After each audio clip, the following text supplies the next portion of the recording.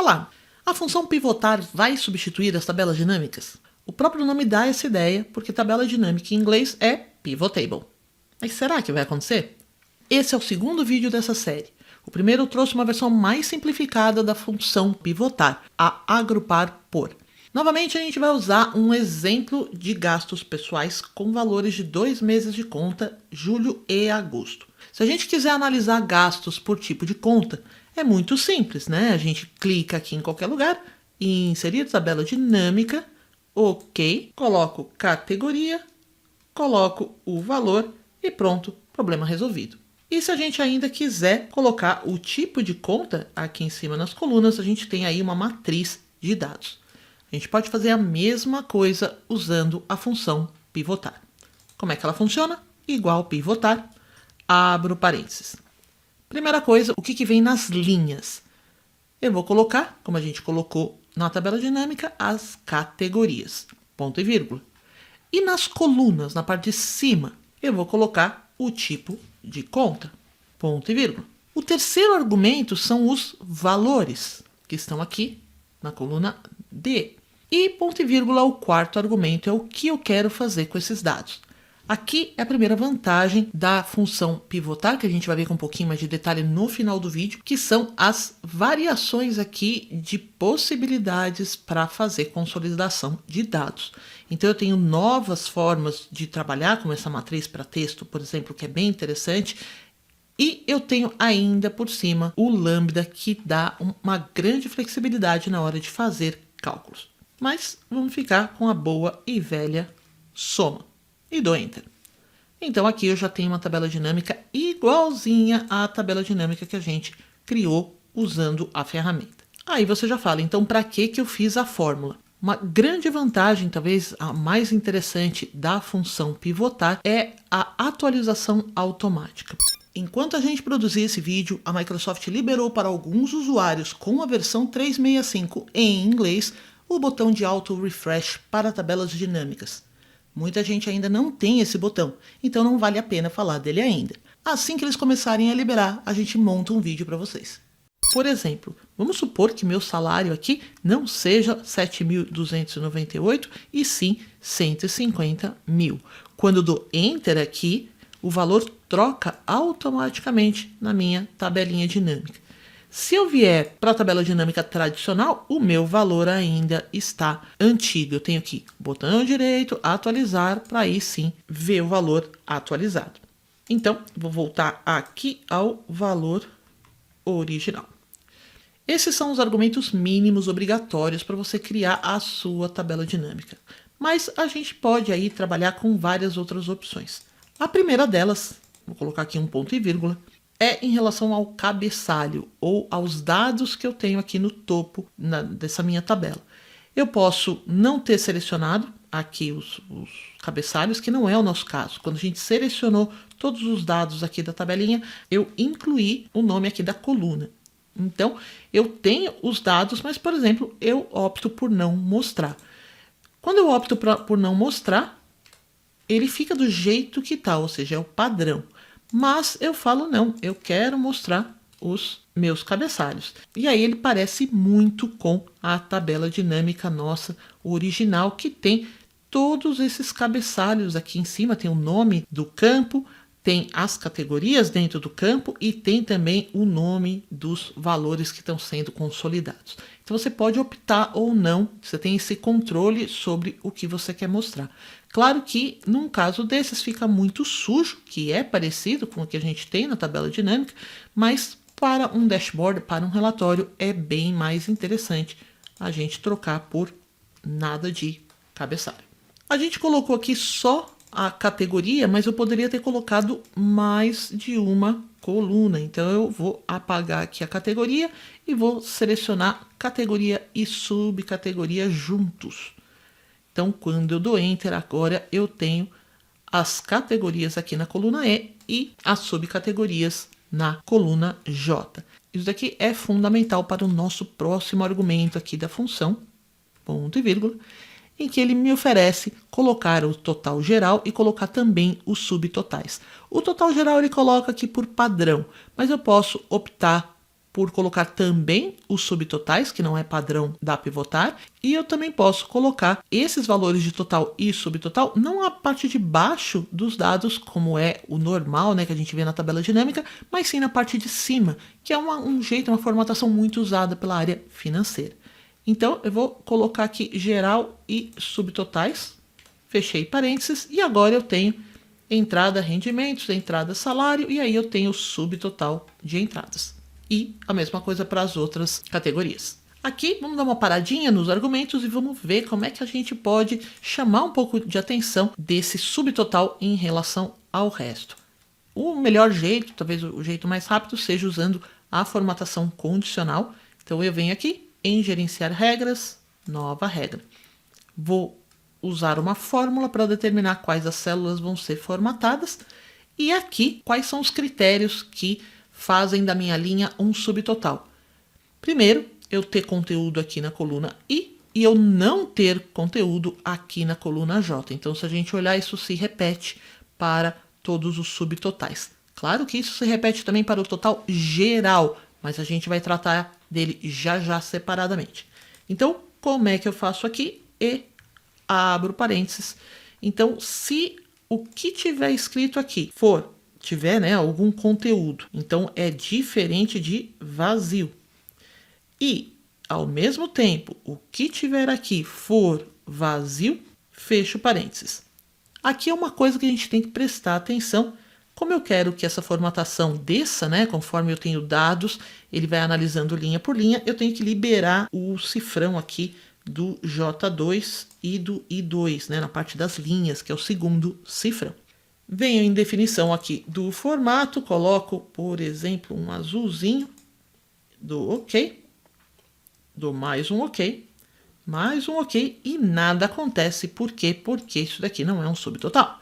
Mas, se eu copiar a formatação para os demais, agora sim eu tenho os meus subtotais estão com um realcezinho azul.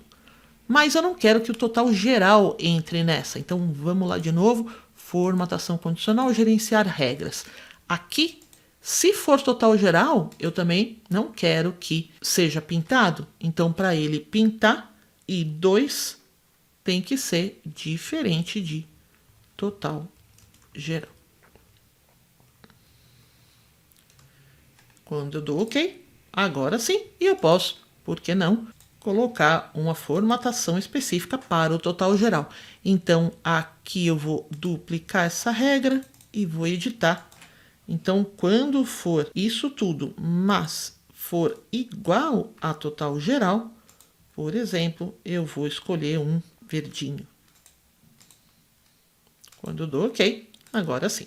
Próximo argumento, a gente pode ordenar os dados. Se eu quiser ordenar aqui pela categoria, vou dar 2 cliques para editar, ponto e vírgula. Então, qual é a ordem que eu quero usar? Aqui o Excel vai contar as colunas. Então, coluna 1, coluna 2, 3, 4 e 5. Então, se eu quiser ordenar pela primeira coluna, eu vou colocar 1, que é o padrão dele. Se eu quiser que essa ordenação seja ao contrário, ou seja, do maior para o menor, de Z para A, eu vou colocar menos 1. Então, esse menos significa o descendente, né, do maior para o menor, na coluna 1. Então, quando eu fecho parênteses e dou Enter, aqui agora eu estou indo de Z para A. Mas vamos supor que a gente queira manter a ordem correta, 1, mas a gente quer inverter a ordem das subcategorias. Então, colocar o que seria menos 1, mas aqui é menos 2, né? Menos 2 na categoria. Então, eu tenho duas colunas para classificar. Como é que eu faço? Eu vou abrir uma chave e vou colocar 1, que é a ordem alfabética das categorias, ponto e vírgula, menos 2. Fecho chaves. Essas chaves são chamadas de matriz dentro do Excel ou array. É um conjunto de dados, é como se fosse uma lista do Python, por exemplo. É o array em outras linguagens de programação ou matriz dentro do Excel. Quando eu dou Enter, então eu tenho aqui a ordem alfabética de A para Z, mas a subcategoria está em ordem de Z para A. Os próximos argumentos são para a coluna. Então, o que a gente fez aqui com as linhas, a gente consegue fazer na coluna também. Então, eu vou dar 2 cliques aqui ponto e vírgula. E eu tenho, de novo, os totais gerais, mas agora são da coluna. E eu tenho a ordem da coluna. Para a gente testar, a gente vai usar essa coluna B aqui do mês. Como é que a gente extraiu o mês? A gente colocou a função texto para pegar a data e colocar nesse formatinho aqui de ano/mês. Na verdade, a gente poderia ter colocado MMM, que ficaria até mais bonitinho aí na tabela dinâmica, mas a gente tem um problema de ordenação, porque o Excel vai querer ordenar em ordem alfabética e agosto vem antes de julho em ordem alfabética. Aí fica complicado.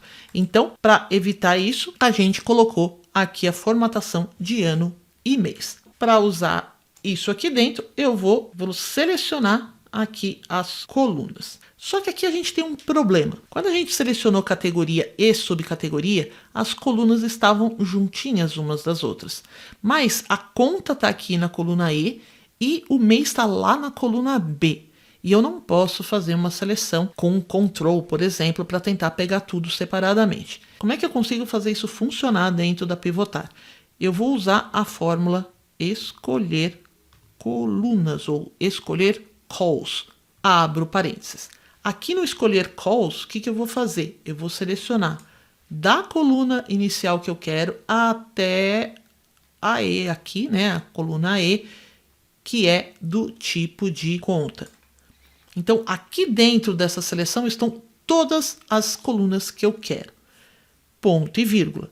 Agora, eu seleciono contando também as colunas, coluna 1, 2, 3 e 4. Eu indico qual é a coluna que eu quero. Então, a primeira que eu quero é a 4 e a segunda que eu quero, ponto e vírgula, 1. Fecho parênteses e dou Enter. Então, agora eu tenho os tipos de conta, cartão de crédito e conta corrente. E eu tenho embaixo aqui os meses. Se você quiser inverter a ordem, é simples, basta dentro aqui do escolher coluna, você coloca então por fora o mês e por dentro a conta. Ponto e vírgula. Eu consigo também colocar os totais gerais ou os subtotais também nas colunas, mas a gente vai deixar só o total geral. E eu também posso fazer ordenações. Então, por exemplo, vamos supor que eu queira colocar os meses de trás para frente, né? Do mais recente para o mais antigo. Então, como ele está agora na primeira coluna, eu vou colocar aqui -1. Então, eu tenho 1º agosto e depois julho. Até agora você pode não ter visto muita vantagem em relação a essa tabela dinâmica. É ter muito trabalho e para fazer praticamente, na verdade nem é praticamente, é a mesma coisa que a gente teria numa tabela dinâmica normal. Mas esse próximo argumento é o que vai fazer a diferença. Primeiro, só para a gente simplificar, eu vou duplicar essa planilha e vou apagar aqui essa nossa tabela dinâmica com todos os argumentos para fazer uma coisa mais simples para mostrar com mais calma. Então, vamos fazer a tabela dinâmica basiquinha, né? Então, pivotar, abro parênteses, coloquei a categoria, ponto e vírgula, colocar o mês aqui e o valor, que é o valor das contas. E vamos deixar o soma básico por enquanto. Então, eu tenho aqui a tabelinha que a gente já fez. Eu vou também limpar a formatação condicional. Na tabela dinâmica, a gente tem filtro, mas eles não são muito amigáveis, não são confortáveis. Mesmo os slicers, né, que são quadrinhos de segmentação de dados, eles são bonitinhos, mas eles são limitados. Por exemplo, imagina que você quer saber os gastos por quinzena. Como é que você faz? Fica muito complicado. Não dá, na verdade, para você fazer de modo direto nas tabelas dinâmicas. Então, vamos ver como é que a gente faria na fórmula. Aqui, no nosso modelo simplificado, eu vou colocar quinzena para a pessoa preencher. Vou aqui fazer uma mini formatação. Então, a pessoa vai inserir a quinzena, se for número 1, se a pessoa colocar número 1, vai ser até o dia 15. E se for 2 ou qualquer outra coisa, ele vai ser depois do dia 15. Então, essa é a nossa regra. Vou editar a fórmula, Primeira coisa, a gente tem que ocupar todos esses argumentos aqui. Então, eu vou colocar vários ponto e vírgula aqui até chegar aonde? No filtro.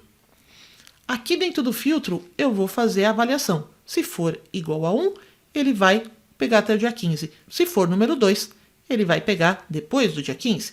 A melhor fórmula para isso, para ficar mais curto, é a fórmula CES, que a gente também tem um vídeo aqui no canal, se você quiser conferir como funciona. Abro parênteses e clico aqui no N2. Se N2 for igual a 1, qual é a fórmula que eu vou fazer? O que eu quero que o Excel faça para mim como filtro? Eu quero que, primeiro, ele extraia o dia da minha data. Então, essa é a primeira coisa que ele vai fazer. Fechei parênteses. Feito isso, eu quero que ele avalie se essa data é menor ou igual a 15. Se for, ele vai colocar dentro da pivot table, né, da matriz aqui. Se não, ele não vai colocar. Agora, ponto e vírgula. Segunda possibilidade, que N2 seja igual ao quê? A 2. E se isso acontecer, eu vou copiar até essa fórmula aqui, porque ela é bem parecida. Copiei, vou colar aqui. Eu quero que ele também extraia o dia, mas que ele pegue apenas os que forem maior do que 15. Fecho o parênteses do CES e fecho o parênteses do pivotar. Quando eu dou Enter, ele deu esse ND. Por quê? Porque eu não tenho quinzena nenhuma. Então, eu vou editar aqui de novo. Vou colocar mais um teste aqui dentro do CES. E se não for nenhuma das duas primeiras opções, eu quero que o Excel considere que o que vem agora é o verdadeiro. Então, e o que vem agora, ele faça. Então, eu vou colocar esse verdadeiro aqui, vou copiar de novo a fórmula. E aqui eu vou trocar o maior do que 15, vou colocar maior do que 0, e aí ele vai pegar todo mundo. Então, quando eu dou Enter, aqui quando está vazio, ele traz todo mundo. Quando traz primeira quinzena e quando traz segunda quinzena, ele vai trazendo os valores diferentes. A gente consegue fazer mais de um filtro ao mesmo tempo. Então, eu poderia ter aqui quinzena, tipo de conta, o nome do estabelecimento, filtrar por valores, ou até alguma coisa mais simples, por exemplo, vou colocar o 0 para ele trazer todo mundo. Vamos supor que eu não queira analisar as entradas, né? Eu só quero realmente analisar os gastos. Então, como é que eu tiro essas entradas daqui? Eu venho aqui no filtro, na área de filtro. Atenção aqui, é meio chatinho, mas a gente explica com mais calma num vídeo sobre filtros que a gente tem aqui no canal. Eu tenho que, primeiro, para fazer esse filtro com várias opções, primeira coisa, eu tenho que separar cada uma das análises que eu estou fazendo. Então, usando o parênteses. Então, eu já abri aqui um parênteses antes do CES, que é a nossa primeira análise. Ele está fechando aqui depois de todo esse CES que a gente fez. E aí eu vou usar o símbolo de multiplicação, porque a gente está fazendo uma análise e não ou. O e pressupõe que as duas coisas tenham que ser verdadeiras. Então, aqui no caso, eu estou filtrando ou não as quinzenas e, ao mesmo tempo, eu só quero avaliar as categorias cujos nomes não são entrada, né? Então, é isso que eu vou filtrar. Esse segundo filtro, eu vou abrir parênteses também e eu vou pedir, olha, vamos analisar aqui a categoria. A categoria tem que ser diferente de entradas. Fecho o parênteses, atenção aqui aos parênteses. Esse parênteses é do filtro, então está faltando o parênteses do pivotar. Quando eu dou Enter, aqui ele sumiu com as entradas. Se tiver alguma coisa diferente, por exemplo, entradas extraordinárias, ele vai aparecer porque o que eu estou comparando é só entradas, né? É só a palavra específica entrada. Se você quiser ver como trabalhar com filtro com palavras parciais, dá uma olhadinha no outro vídeo, se você já não viu o primeiro vídeo dessa série, que fala da função agrupar por. Então, imagine as possibilidades em relatórios, dashboards, principalmente se o usuário que vai usar a planilha não conhece e não quer conhecer tabela dinâmica. Porque quando a gente usa o filtro aqui, eu estou pressupondo que ele saiba pelo menos o mínimo. Vamos voltar aqui para nossa planilha original. Aqui a gente vai trocar o soma por porcentagem de. Então, esse comandinho aqui é aquela capacidade de calcular o relativo, né? Então, eu tenho aqui o mostrar valores por, eu tenho, como por exemplo, o total geral, ele calcula as porcentagens. Aliás, o último argumento da nossa função ele vai tratar justamente disso, do total geral, total colunas, total linha pai, total coluna pai. Então, é a última ferramenta que a gente tem aqui dentro da Pivotar. Então, eu vou voltar aqui. Aqui eu vou colocar a porcentagem. E também, só para facilitar a gente entender como é que funciona, eu vou limpar aqui a parte das colunas. Então, aqui, ao escolher aqui as colunas, eu só vou ficar com a coluna de mês, coluna 1. Então, o que a gente tem? Se eu somar, por exemplo, 15 e 13, eu vou ter esse total aqui, 28. Ou seja, esse subtotal tá certinho, tá pegando todo mundo aqui da categoria, da subcategoria. E se eu selecionar os valores aqui parciais, eu vou ter o quê? 100% do meu valor total aqui. Até aí, tudo bem. Só que, e se eu não quiser essa análise? Por exemplo, vamos colocar um filtro aqui para a gente tirar as entradas, como a gente já fez na outra planilha. Então, eu vou, só para a gente analisar só os gastos, eu vou colocar aqui a categoria diferente de entradas. Agora, se a gente analisar as porcentagens, dá para ver, por exemplo, que os meus gastos pessoais em agosto foram 5% do total de gastos e esses dois estão quebrados aqui em cuidados pessoais e livros. Cuidados pessoais e livros, essa porcentagem de 3 e 2 se refere ao total também. Mas e se eu quisesse, por exemplo, saber qual é a proporção dentro dessa categoria? Ou seja, vamos pegar aqui do gastos de família. Entre os gastos de família, quantos por cento vão para plano de saúde, remédio, streaming, etc. Então, esse cálculo a gente consegue facilmente fazer na tabela dinâmica. E aqui também. Uma outra análise é, por exemplo, 14% dos gastos foram de plano de saúde em agosto. E aqui foi 16%. Será que eu gastei mais em outras coisas? Ou o plano de saúde aumentou? Eu não consigo fazer essa análise olhando só para esses dados. Então, como é que a gente vai fazer? A gente vai pedir para o Pivotar trocar o jeito com que ele calcula a proporção. Então, ponto e vírgula é o último argumento. O total de coluna é o padrão, que é o que ele já calculou bonitinho aqui. Se eu quiser o total das linhas, ou seja, esse negócio do plano de saúde de um mês para o outro, eu vou colocar aqui, número 1, fechei parênteses e dei Enter. Então, aqui, ó, dos meus gastos de plano de saúde, eu tive valores iguais em agosto e julho. Agora, eu gastei mais de remédio, eu gastei muito mais com o carro e assim por diante. Outra possibilidade também aqui dentro é fazer essa proporção em relação ao pai e não ao total.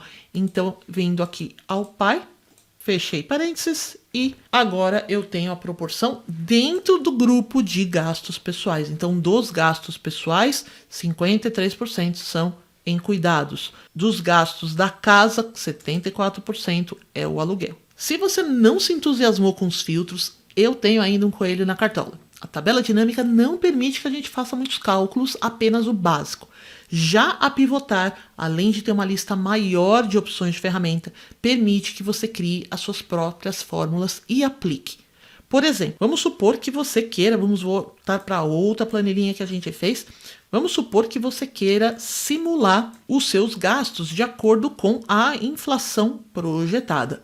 Então, eu vou colocar aqui inflação e aqui na fórmula eu vou trocar esse soma pelo Lambda. Se você não conhece o Lambda e quiser conhecer mais, avisa aqui nos comentários que a gente prepara um vídeo bacana para vocês.